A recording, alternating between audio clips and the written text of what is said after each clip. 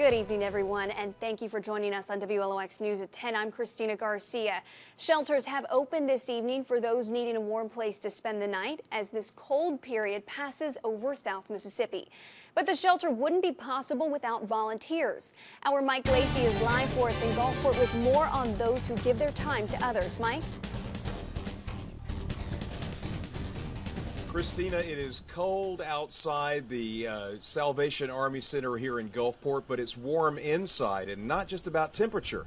It's warmed with the spirit of those who have volunteered to help others. It takes about 20 volunteers to run the full shift at the Salvation Army Cold Weather Shelter in Gulfport.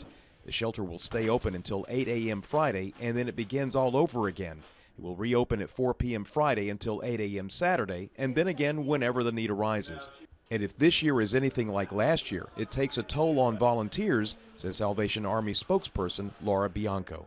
We could not have the cold weather shelter without our volunteers. And we'll be honest that when we're open 40 or more nights a winter, those volunteers get tired. So we're always looking for new volunteers. Ted Hearn of Gulfport has worked with the Salvation Army for 20 years, and the last 4 years that the cold weather shelter has been opened. He coordinates volunteers, and he's a volunteer himself.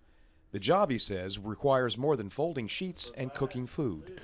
It's about passion for doing what you're doing. It's, you could just say it's a job that they come and do, but that's really not what we want in a volunteer. We want a volunteer that comes and understands that this is a ministry. Volunteer Kathy Cottrell helps register the residents of the shelter, and she understands the need for what she does. I just get a lot of fulfillment from it. You know, it's just these people, a lot of them need help, and it's cold. And I hate to be cold, so I wouldn't want someone else to be cold.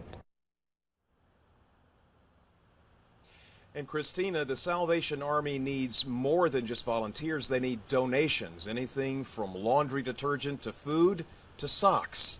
Reporting live in Gulfport, Mike Lacey, WLX News. Back to you, Christina.